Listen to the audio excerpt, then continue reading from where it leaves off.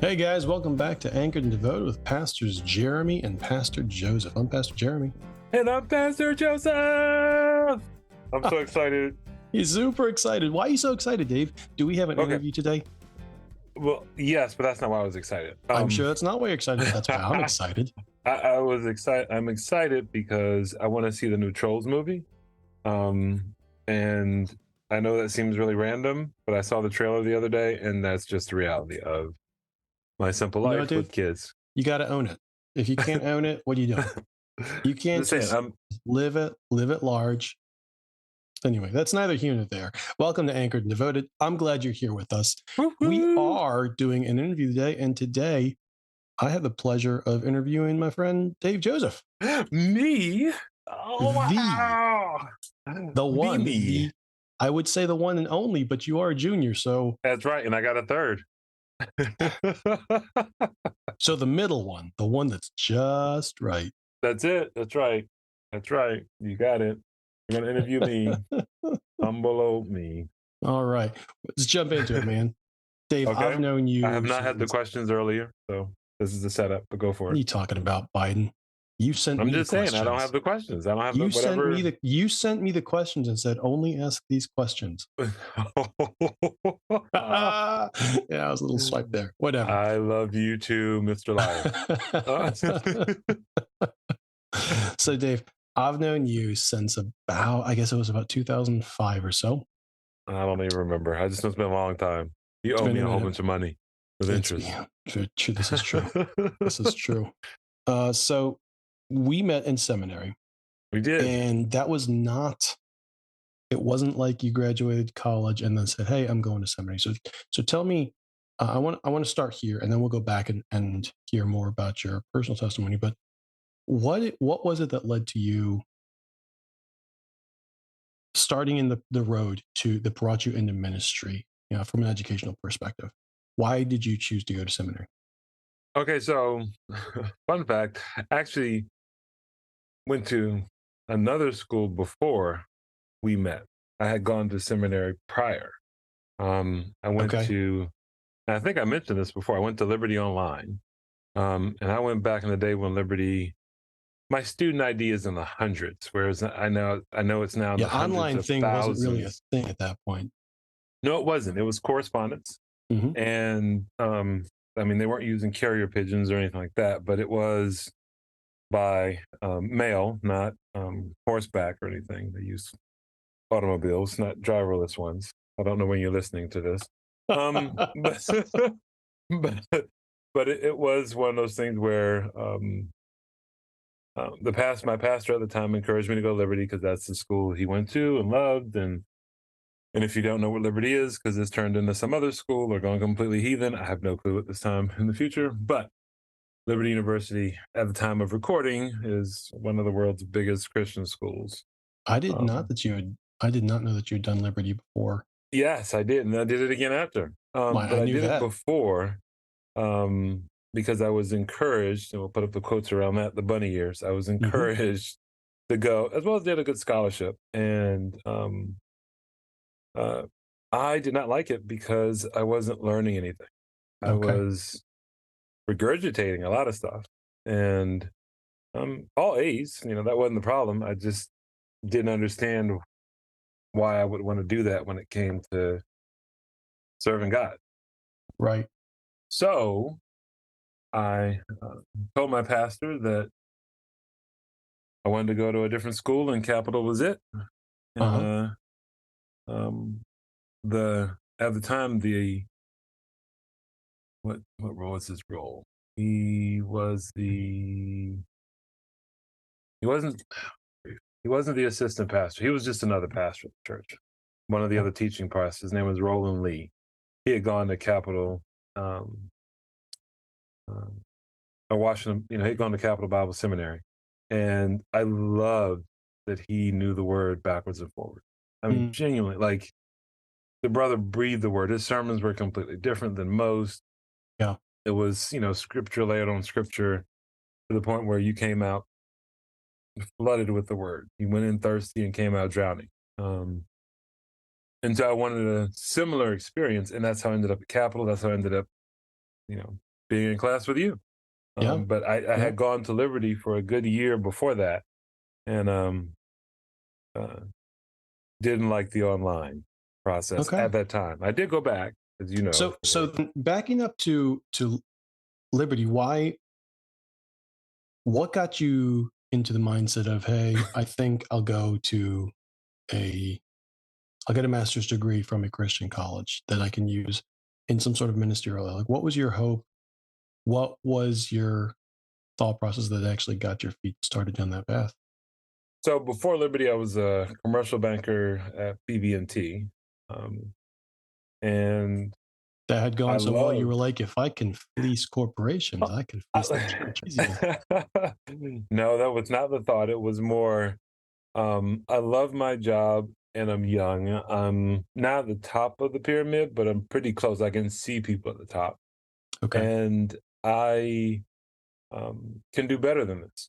It's not from a money standpoint, but just from a life, Life purpose standing kind of thing. before God. Yep. My purpose is greater than accumulating junk. And as a commercial banker, that's what I saw. It was people accumulating things and then me, giving them loans for that as, these things, and then also calling them when they weren't paying on those things and asking Hmm. them to return them. And for those who don't know me, I'm a pretty big dude. So if I show up at your business, you kind of know you need to return whatever you borrowed. Because that's what a loan is. You don't own it. The bank owns it. And so I had to encourage people in that. And um, I I genuinely enjoyed the job. It was a nice job. Came with nice perks. It paid well. But I'm a reflective person or an intentional person where I like Hmm. to take some time every year or twice a year to try and assess, course correct, make changes that need to be made. And that was one where God had truly put it on my heart that I needed to do something that was extreme, even though at the time it didn't seem extreme. Right. Um, So you were seeking the Lord during that time. It wasn't like you went to seminary and said, hey, maybe I'll start like pursuing God. I was already serving in church. I had already um, become licensed as a minister. And Hmm. depending on what denomination you go through, that's the step before ordination or before becoming a pastor. You're just stating to everyone that you believe God is calling you in the ministry, and then the elders of the church, the leaders of the church, are waiting to see what God's going to do to kind of bear that out as to what Right. direction you're going in. And that's where the ordination comes in. Okay. So I was already licensed and serving, helping with funerals and doing Bible studies and baptism, and heavily involved with church. So it wasn't a I'm bored kind of thing or I'm not Right. serving kind of thing. It was more I can do better. Just this is a nice life. It's nothing wrong with it. I wasn't financing anything weird or questionable. I'm sure if I'd stayed in the position that would have occurred, but when I was there, most of my stuff was above board. Hmm. If I inherited something, Most of my stuff. you like that? I Well, did. I was about to say I inherited stuff. I inherited a portfolio, so I couldn't, account for everything Yeah. that I was All holding right. on to. But the stuff that I signed off on, Just saying is um, you unintentionally worked for the mob. well, I don't. It was BB&T. It was anyway. This is as banks are failing right now. So, Yeah. Right. Right. people stretch. There are certain bankers that are happy to see individuals stretch or be creative in what they put in their loans applications. I was not one of those, and so I did Hmm. inherit some creative applications. And just so you know, banking is not a place where you should be creative. Like you go to a theater for that, not your bank.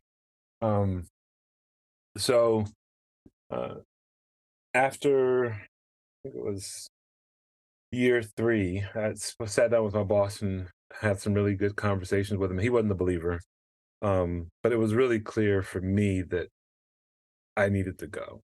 Okay. Um, um, it was just abundantly clear. God had made it clear that you know I expect more from you than that, and Right. um, I went and spoke to my pastor. He said, keep working Mhm. and go to Liberty. And that's what I did.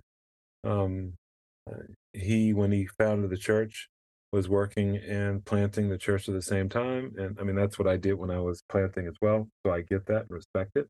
Mhm. Um, but it was one of those things where the relational side of the academics was lacking in the correspondence book. And so Right. I struggled with that heavily. Um, I So need to. let me let me ask this next question. Can you how did you then how did you come to faith? Mhm. And along with that, it sounds like ministry was a part of your life before you It really got to was. that point now. But so how did that develop in your life? So my mom is guilty. I didn't inherit her faith, but Okay. All right. it was one of those Throwing things moms under the where bus. I am. It's her fault. And I'm sure she'll take full credit for He the fun says part is amen. she didn't remember any of it, which is hilarious. But the household that we grew up in was not a healthy one by any stretch of the imagination. Um, and out of that, she lived a life that was full of faith. She was a diligent, and still is, a diligent follower of Christ. And Mhm. she was able to rejoice and be joyful in the midst of a chaotic family life, Mhm. a stressful work environment, um, and a wonky church. I love all these people, but God bless them. If we were in the Old Testament, I'd happily stone them all. Um, um, This is it's Pastor Dave, pastor of Care and Counseling. that's right. That's well, okay. So okay, I've got a church that doesn't challenge the fact that they've got a man beating his wife and they know it.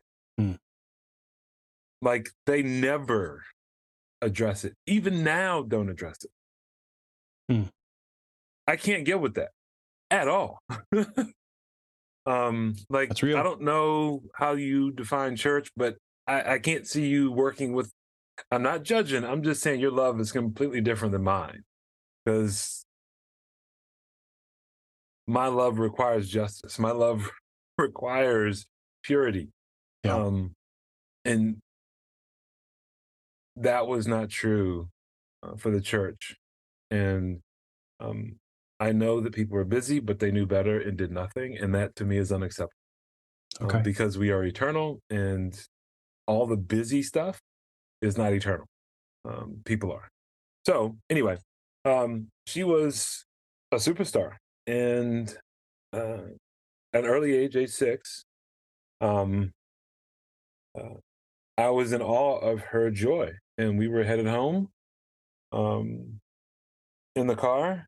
And I remember asking her, my sister wasn't in the car, it was just the two of us. We were on the main road.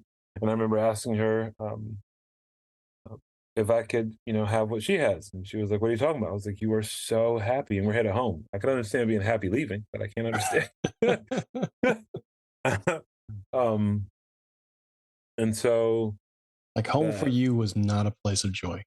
Home for you was not a no, place of it serenity. was it was a So for place her to to be have quiet. this joy, for her, It was so weird. And I wanted the same thing. And so mm, she pulled over and she shared that it was Jesus. And she shared that's why she would sing and how she could be happy and that the relationship was real. It wasn't an idol version of Jesus, which I think a lot of Western people have.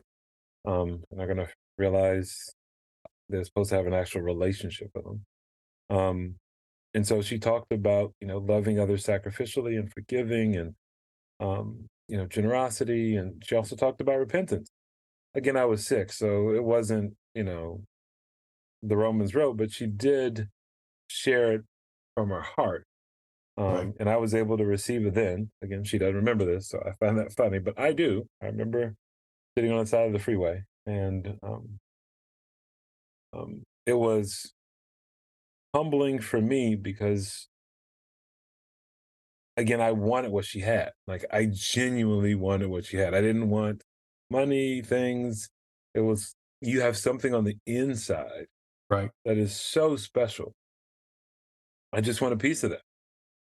And so she shared Christ, and I received, and um, we went to church, and I had already been in the church, so it wasn't. I mean, there's photos of me, brand new baby in the church. There's also photos of me as a toddler walking around with my little white suit on that are shorts and a jacket, and rocking a tiny fro and all that kind of stuff. So, you know, Can you get one or two of those pictures? Because I'd like to you put can them ask up my in mom for them, but I'm not volunteering those photos. But they do exist. I There's think it some should go fun with this photos. interview right here.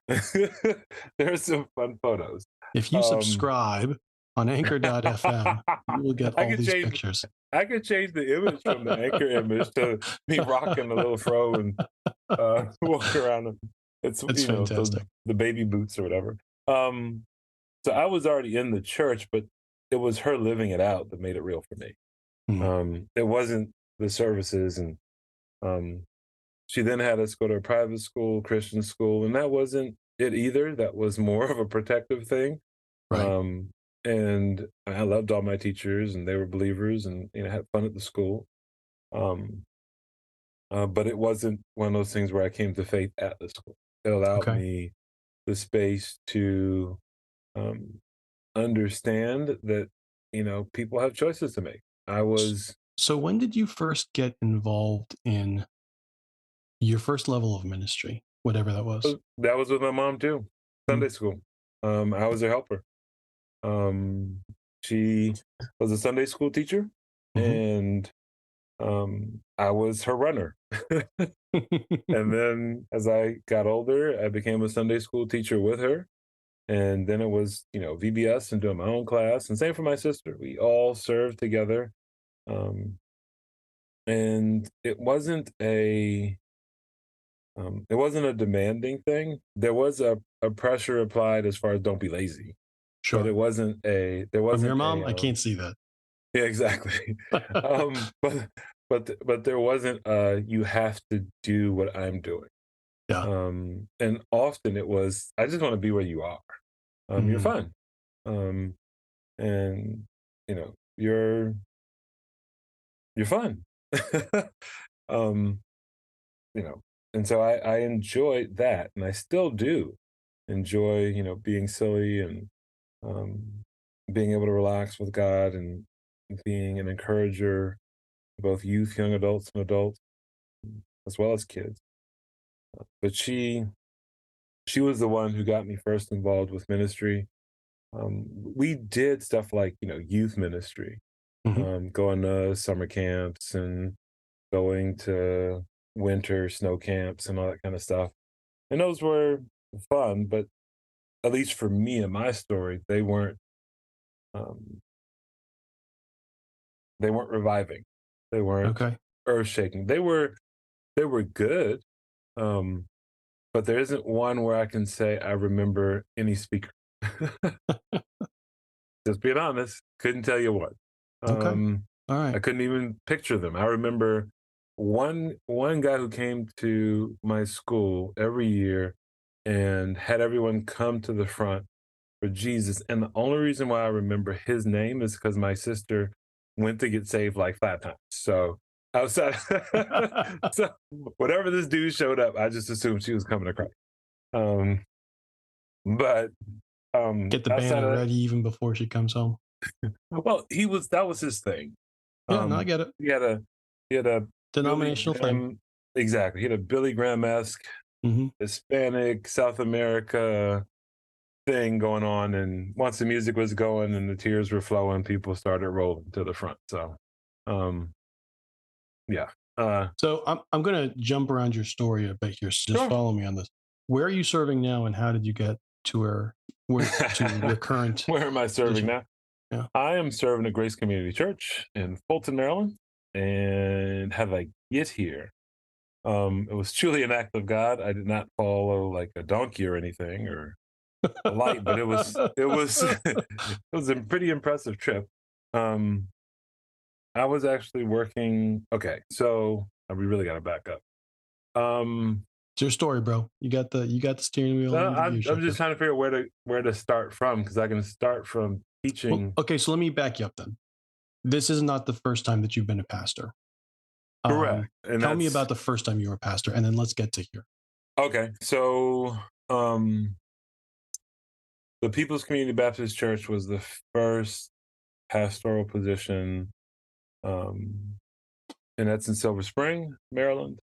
Loved it, still love the church. Um, was the pastor of Family Life, which is just a name for he does everything that Sunday school pastor doesn't do, the youth Okay. pastor doesn't do. Yep. Um, and so marriage and counseling and funerals and weddings and senior ministry and singles ministry, marriage, like you name it, it was all in there. It was just a big catch-all. But it was fun. A ton of lay leaders that were amazing. Just really good people. And you Um, were still single at the time, so you had potential brides being thrown I at you I like well, confetti at New Year's I Eve. was single, but not. I mean, I was. Um,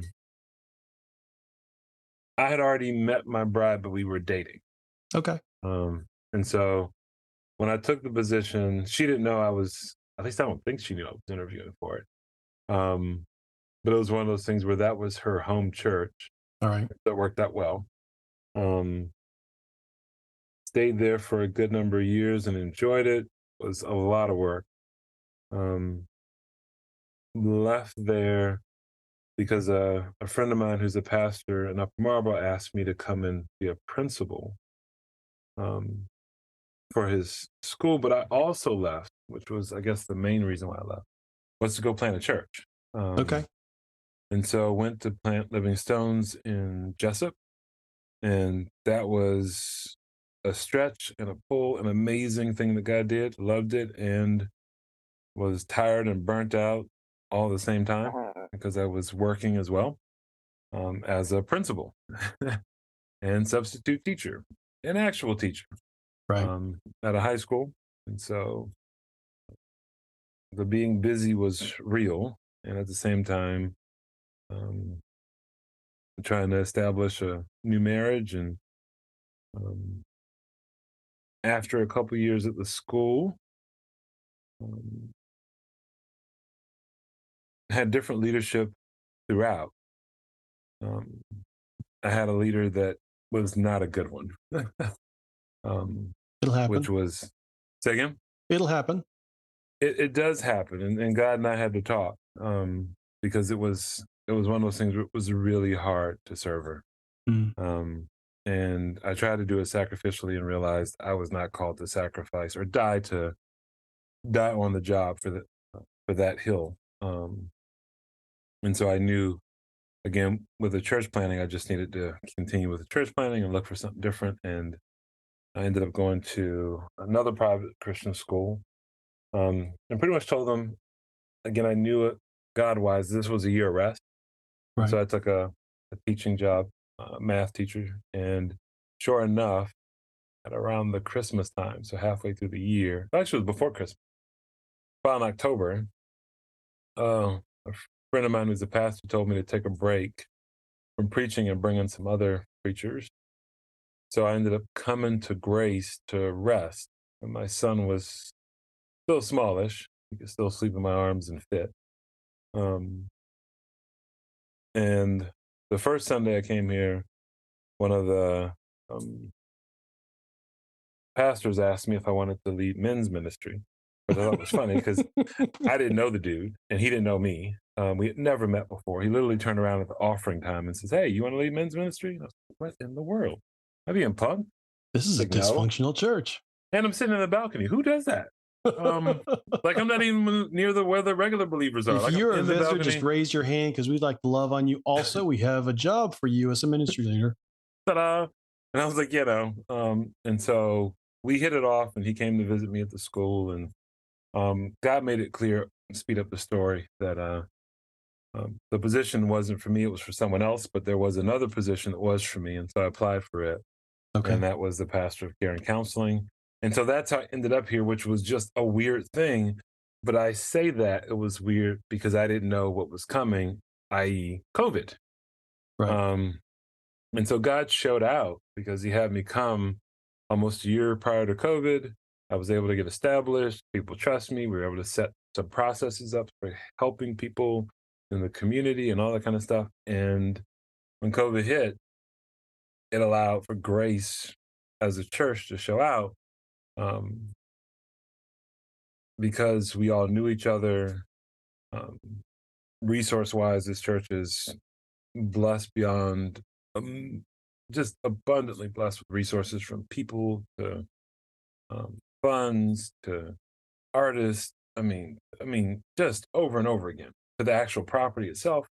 Um, and so I understand why I needed to be here. At the time, I could not understand. I was not happy with shutting down the church plant at all. Hmm. But I knew, again, God made it clear in my quiet time it was time to stop. Hmm. And so there was a lot of tears about that, a lot of frustration because we were doing well. Um, but one of my spiritual gifts is faith. And Hmm. so it looks crazy again when I do it. But then later on, I kind of see, oh, that was you. And I was obedient. And there was nothing special on my part, but it still looks weird. Right. Um, like I would, if my son had said he wanted to quit his job and shut down the church all in the same year and still not know what he's doing, I'd have been like, I don't think I recommend that, son. You got a new wife, a new baby. But then I came here and it was a straight handoff between the school and, Mm. where I was teaching as a math teacher and coming here. I started right after the school year ended and COVID came around the next year. Okay, so let's focus on that for a minute. You are a man of faith. You certainly do follow where you believe God's leading you in a way Mhm. that to others it might look like you're fickle. You say that's fair? True. No, I would say that when I interviewed So, but here, it that's what I was want to ask you about, though. So, yeah, when I interviewed here, that was one of the conversations we talked about because mhm, they looked at my resume 'cause and we were haven't like, talked about the fact that you were a missionary in northern Canada for 3 years, correct, in the middle of all the story that we're telling. correct. So when they looked at my resume, that was one of the things they were like, you bounce around a lot. And I was like, I follow God. Like, between 3 to 4 years is typically when I'm done working in a place. And that's not been my choice, it's more just, it's a God thing. I'm not desirous of leaving, it just is. Um, and that's hard, but I can look at the milestones and the wins at each situation and say, I left here well. It wasn't a firing or, Mhm, crazy thing. It was no, God was calling me to this and I was leaving. And often I tell people I was running on two tracks as far as most resumes would just be my academics for a long period of time. Whereas I was working and doing missionary stuff and other stuff at the same time. I didn't and still don't believe we should waste time. We should be very intentional, knowing that Christ sacrificed for all of us. And the sacrifice, when you look at them in the Old Testament, there was the sacrifice of purity, the sacrifice for consecration and sin and guilt, and all these. It wasn't just a little piece, it really was for all of us the celebratory side, all the good things. And out of that, I'm always looking to give God the best um, I can give, and I'm willing to change for that best. And but that's so, not just a West Indian heritage. no, it's not. It's not just a busyness or a work kind of thing. This is more. I know God is good, and the relationship is one where I know that my path being straight is not what straight looks like for others. Mm. So And this is so, what I want to ask you then. Um, mhm. it must have been difficult for you at times, both to know that you were hearing God clearly and to trust Him in the midst of not having all the pieces of the puzzle, not having a complete picture. So I would say it started with baby steps. Um, the faith journey for me has been one where, um, even as a teenager and young adult, there have been times where God has stretched me and it hurt. And so Mhm. now, as I got into adulthood, I learned that hurt was, or that discomfort was a good thing. And so when I sense it or feel it, or God makes it clear we're about to go through another season of it, it's not something I have to fear. It's something I just need to embrace, knowing that this is part of His grace, and um, there is the opportunity for joy in the midst of it. I don't fear um, the change. I'll say that the conversations are very uncomfortable. Right. um, saying you gotta leave one place and trying to explain it, especially when I was like at the bank, trying to explain it to my boss was really hard. Trying to explain, why are you leaving a perfectly good job with good money? Your secretary loves you, you've got a good system, you really don't even do much work wise. Why are you leaving this to go in the ministry when you can do this on the side? Um, there, there's a desire that comes out of my brokenness, out of my story, to um, to please my dad. Mhm. Um, and um, that desire is one that would be unhealthy if it was unto the world, Right. but because it's unto God, and He is the one who um, I'm chasing after, and also corrects me when I'm running too fast. Right. um, uh, it's not it's not something that is fearful. It's um, again, it's uncomfortable at times, but it's not a it's not a hard journey. It's one where it doesn't look like others. Example, my retirement account isn't as big as other people who've worked in one job for 30 years, and they're looking forward to it. I look at ministry and say that retirement is a newer invention. When I look at church history, it wasn't always such, and Mhm. um, I plan on serving Him until He returns, or I return to Him, and that doesn't um, get rid of the fact that He holds my days, He holds the funds, He holds the resources. He knows who my neighbors will be. He knows all the things I need. So I don't need to worry. I need to make sure that I'm obeying and loving and doing what He's called me to do. Um, and that requires a sacrifice. So what's the current what's the biggest thing right now currently that you are wrestling with God over? Um, Biggest thing I'm wrestling with God over right. When you say biggest thing, you're talking about like spiritually, physically, emotionally, socially,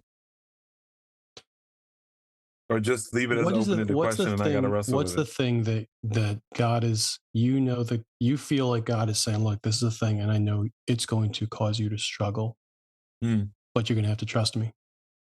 I'd say one one of the biggest thing is I'd say is staying put right now. Um, this I love the church I'm at, but at the same time, it's hard. Um, it's we live in a culture that is quite consumer centric. We live in a Mhm. culture that embraces um, everything before it embraces the cross sacrificial. I was talking to someone the other day where I said, yeah, they embrace the cross, but they embrace it behind their back. Um, Completely different than you or I would embrace it. And so their vision is not covered with the blood of Christ. Their vision is still in self, and they're saying they're carrying their cross. I was like, Okay. it's hard trying to figure out how best to navigate the work, the working with God, and um, not trying to do more than I'm called to. Um, because I work Okay. at a very large church, it's easy to get lost in the work because there's always fire. Um, Sure. and It's church. There's always um, fires. um, and so that is hard, just as it is hard um, to see people leave church that you love and care for. Um, I'd say right now that is um, something I'm struggling with in my quiet time as well as in meetings and other places because it's hard. I want family to be better, Mhm. and I know we're eternal, and I know we're gonna see one another, but or not but, and I know that we can start now treating each other in ways that are true to who we are. So Um, let me wrap it up with this question then. What do you do? What do you do when you're wrestling with God over these things and you're still in the wrestling? How do you work it out with Him? How do you said one of your gifts is faith. How do you well, work that from theory to mhm, I go to him blind often. obedience? And when I say go to, I mean I pray all the time to the point of every meeting I start with prayer. Um, I start my day with prayer, and it has to do with okay, where am I emotionally, spiritually, um, physically, and am I willing to not just dump it at the foot of the cross, um, but actually um, trying to understand what do you want me to learn in this? Or why am I slowing down? What is it that you have me here for? Or, and I know that it's the little kid in me. I want answers, but I also know in the faith journey, I don't need the answers. I just need to know that He loves me, and that's what I strive to focus on: the character of who God is, and not how I feel in the moment. I don't allow my feelings to drive me. I try and understand where they're coming from because they're Mhm. there on purpose. Um, but I also strive to connect with people that I know are willing to journey with me, um, and also be okay with the struggle, not try and fix me. Yeah, they'll correct me if I'm doing something dumb or saying something dumb, but they also understand that I can do that and give me the space to do it. And then, you know, in an hour or two after I've kind of vented, say, you still gotta love them sheeple. So what are you actually gonna do? You said what you want to do. What are you actually gonna Yeah, I saw the do? beginning of analyze this, analyze that, whichever one it was. so um I think that, having good relationship with God as well as good relationship with the people He's put around me is important with healthy boundaries. Being able to spend quality time with God in the morning, and I do that for a good 30 minutes to an hour every day where I'm in the Word, wrestling with what is it you want me to do. And then Mhm. also looking for opportunities to serve Him that are simple, that there's simple wins. So at the end of the day, I can rejoice in, hey, I fed this homeless person and know that despite the craziness, that was a good day. Or, hey, I was able to put gas in this guy's car and he needed help. And yes, it's an interruption to my day, but an opportunity to just say God loves you and Jesus died for you and here's 20 bucks and have a blessed day and know that I played a small role in that person knowing about God. Um, those things help me uh, to stay energized wherever I am. Um, and again, remembering that the person in front of me is eternal, whether they believe in the God I believe in or not, remembering that they're eternal. And so I need to give them grace because God's given me more than enough. Cool. I think that's a good place to land this. Pastor Dave is a published author. He is Boom. not on the social medias, so don't go looking for him. I'm But so horrible. you can look him up on Amazon You can. and other bookstores. Yeah, you Um, can. Yeah. Walmart even has me. How yeah, about that? Made new. You can find it there, and books 2 and 3 should be out sometime in the next month or so. So you can look made for that new. as well. You also have a book on the Psalms and a book on the Proverbs for I kids. do a kids books. Yep, I do pictures of Proverbs and pictures of Psalms. I do board books for kids. Yeah, not boring books, but board books. It's a critical difference. All right, so final question. Having listened to all this, Hmm. are you a mama's boy? Am I a mama's boy? My sister would probably scream yes, and you laugh because you know my sister. She would probably I'm like buy laughing me. because I've been setting this question up for like 30 minutes. So, am I a mama's boy? I don't know what other boy I could be. Um, I, I, I mean, I tell ladies that are getting married, that mama's boys are good for marriage. Um, I, dude, you know this. I'm whipped. I'm a mama's like I'm You don't all have the to answer this, dude. cliches. This is Um, totally just like a clip something funny onto the end of the episode. It's all good. I am so done. I love God first. I love my wife second. I love my mom a close third. And I love my son and daughter a close fourth. And oh my goodness, they are my moons. Mm, They aren't my son, but they are my moons. mm. And God is definitely my son, but they keep the tides going and so much more. So yes, I would say I'm a mama's boy. Do I get to spend enough time with mama? No, because again, I am married and I need to care for my bride. But that's a beautiful thing too.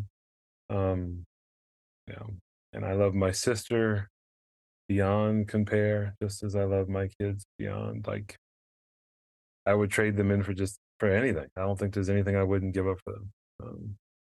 And outside of Christ, but uh, um,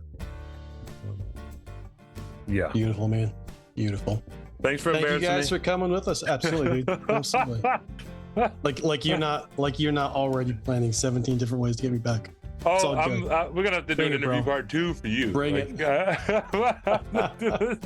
all of a sudden now it's gonna be more and more of us. Like, I definitely, I enjoyed it. It was good. Yeah. Thank you for Hopefully sharing. everyone else Man. enjoyed. Thank you Yep. for sharing. Thank you guys for coming with us. It's been a minute. So congratulations. Go turn us off. Go use the bathroom. Do whatever you Go need for to a do. walk. Yes. Yeah. Get some fresh air. Don't get on social media. Don't Get a do that. life. Yeah. Get off the Seriously. couch. You're not created to be a couch potato. Um, go talk to a neighbor.